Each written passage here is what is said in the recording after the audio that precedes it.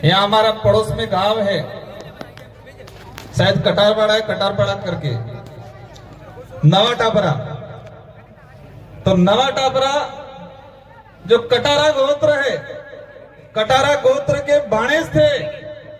तो जो कटारा है उनको जोर से बोलना पड़ेगा, और क्योंकि कटारा कभी कभी कहते हैं कटारा कट जाएगा, लेकिन कटारा झुकेगा नहीं कहते हैं। तो इस लड़ाई में सबसे पहले कटारों को आना है, और कटारा के साथ में हम कंधा से कंधा मिला के खड़े रहेंगे। और यहाँ पर हमारे जो सिरा वापसी लगाया था, उस सिरा वापसी को कुछ लोग ले गए, यूं कह रहे हैं आने वाले समय में हम सब मिलके यहाँ लगाएंगे वापस। हम क्या थे, हमारा समाज, हमारा खून क्या था, हमारे पूर्वज कितने ताकतवर थे, और इन पार्टियों वालों ने हमारे लोगों को कितना गुलाम बना दिया था। लेकिन ये एक मंच, ये विचारधारा, इस विचारधारा ने हमारा जो समाज, इन संगठन वालों ने मानसिक रूप से गुलाम बना दिया था, वो वापस खड़ा हो गया है। और अब खड़ा हो गया है तो उसने नीस ने अस्थायी जवान हुए। अभी लगभग 12 बजे से कार्यक्रम स्टार्ट है। सभी वक्ताओं को अपना समय निर्धारित करके दिया है। कई वक्ताओं ने अलग अलग प्रकार की बातें बताई, बहुत अच्छी अच्छी बातें बताई। आज ये इतिहास में नाम दर्ज होगा, हमारी आने वाली पीढ़ी पढ़ेगी कि हमारे पूर्वज एकत्रित हुए थे और सभी ने मिलकर चंदा करके इसको समतल कराया और आदिवासियों के लिए ये रिजर्व कराया। इतिहास में पढ़ा जाएगा। अभी कल पौधे लगाए, आज पौधे लगाए। हमने भी एक अभियान चलाया। 84 विधानसभा और सागवाड़ा विधानसभा से जितनी गाड़ी आई, प्रत्येक गांव से एक एक पौधा आज लगा के जाएंगे। हम भी आज हमारी विधानसभा से प्रत्येक गांव से एक एक पौधा इस बेणेश्वर की धरती पे लगा के जाएंगे, और कभी कभी पानी भी पिलाने आएंगे यहाँ पर।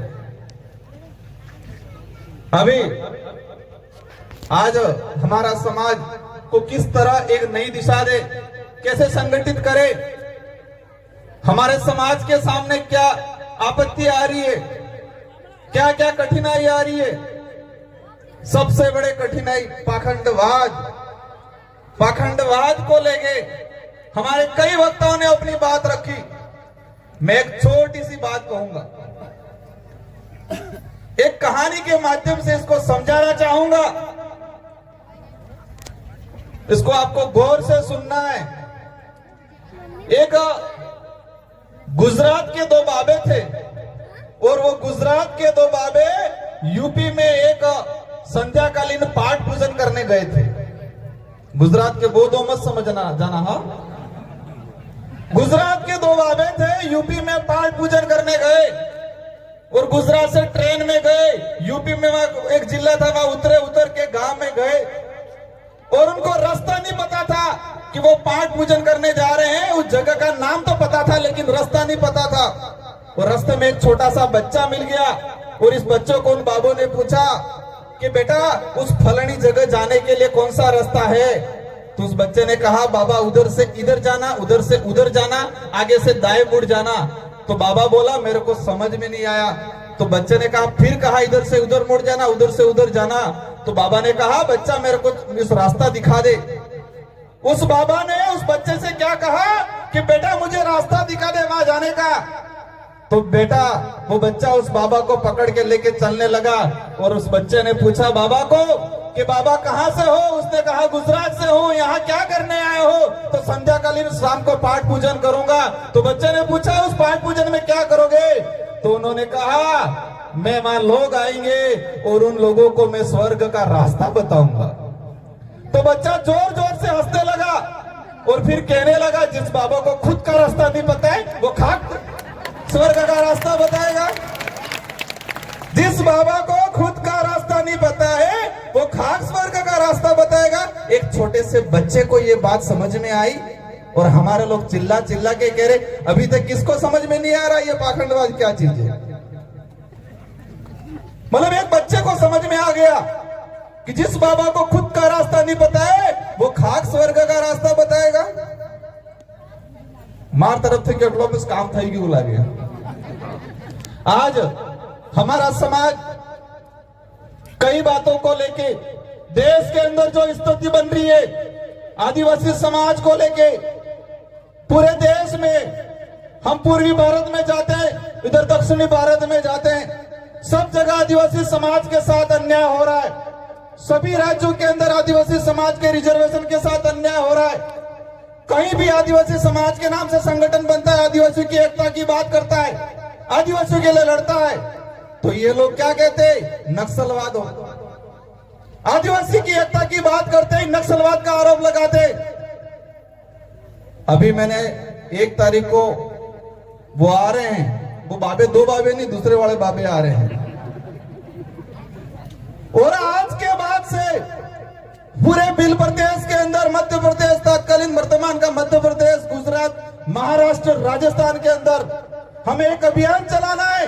अगर किसी ने भी नक्सलवाद या वनवासी बोला तो उस पे एट्रोसिटी का मुकदमा दर्ज करवाएंगे, और हम विधानसभा में भी एट्रोसिटी के अंदर यह प्रावधान करवाने की कोशिश करेंगे कि आदिवासियों को नक्सली बोला या वनवासी बोला तो उस पे एट्रोसिटी का मुकदमा दर्ज हो, और देशद्रोही तो बोला तो भी इस पे मुकदमा दर्ज हो। सारे देश को भेज दिया और कहते हैं देशभक्त हैं। उन लोगों ने पूरे देश को भेज दिया और कह रहे हैं कि हम देशभक्त हैं, और देशभक्त, देश के मालिक तो यहां बैठे हैं। आज देश के अंदर आज ये इतने सारे लोग आए, खुशी हुई। हमारा आसपुर के साथी आए, भी जानकारी मिली कि यहाँ गौशाला के लिए बेणका की जमीन को रिजर्व कर दिया।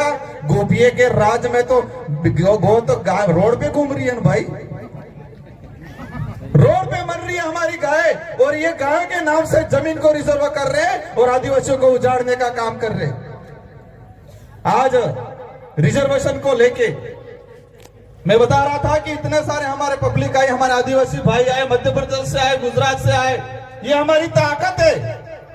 लेकिन कभी कभी मैं सोचता हूं कि हमारी मूल जो ताकत है, हमारी जो मुख्य ताकत है, उस ताकत को हम गिरवी रख के आए हैं। हमारी जो मूल ताकत है, इस लोकतंत्र की मूल ताकत है, उसको हम हर 5 साल के अंदर गिरवी रख लेते। रखा कि नहीं रखा? मूल ताकत क्या है? हमारा मत है, वो मूल ताकत है, और हमारे मत के माध्यम से हमारी बात विधानसभा और लोकसभा में जाती है, और उस ताकत को हम लोकसभा और विधानसभा वोट आता है उस समय हम गिरवी रख देते हैं। वो हमारी मूल ताकत है।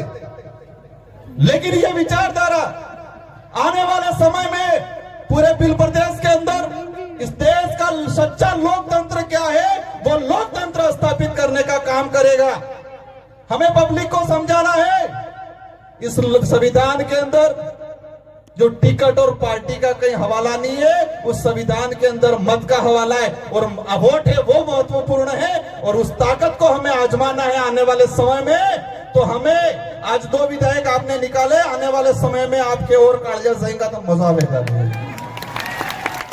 तो हमारी जो मूल ताकत है, हमारे पूर्वजों ने उसको हर 5 साल के अंदर गिरवी रखा। हाँ, आसपुर वाला ने भी 2018 में रख दिया है, 2023 में बारी आ रही है, उधर बांसवाड़ा वाला ने भी रख दिया है। तेवे पूरू अटला समय थे कि मिल्यू है गन्ने, अटला समय थे कि हमारे से वोट नोनी 2 रुपयों की दो है, एना समय आवी गयो है, और ब्याज सहित, चक्रवर्ती ब्याज सहित है तो पासो ले वो रिटर्न है। लेना है कि नहीं लेना है? क्योंकि हमारा लोकतंत्र के अंदर प्रावधान है, पब्लिक का राज, जनता का राज। तो सारी जनता नहीं जा सकती है, लेकिन जनता द्वारा चुना हुआ एक जनप्रतिनिधि विधानसभा और लोकसभा में जाएगा। आपकी सोच के अनुरूप, आपकी विचारधारा का, आपके द्वारा सिलेक्शन किया हुआ आदमी जाएगा, तो उनकी कभी हिम्मत नहीं होगी, नक्सलवाद, वनवासी बोलने की हिम्मत नहीं होगी। विधानसभा में हम दोनों ने ऐसा बोला, विपक्ष वाले पहले हमेशा वनवासी भूल गए, वनवासी कहना भी थोड़ा थोड़ा भूल गए। जनजाति से वनवासी से अभी जनजाति पे आ गए हैं, और आप चिंता मत करो, आने वाले समय में जनजाति से आदिवासी पर भी आ जाएंगे। आज हमारे पूर्व वक्ता शायद संचालक महोदय पीछे खड़े हो गए हैं, लेकिन मैं आप सबको एक बात कहना चाहूंगा, आज जिन वक्ताओं ने जो बात बोली है, यहाँ पर सिर्फ तालियां बजा के और यहाँ पर हमें सीना चौड़ा करके इतना ही करके भूलना नहीं है, ये बात गांठ बांध लेनी है और समय समय पे उसका मुकाबला करना है।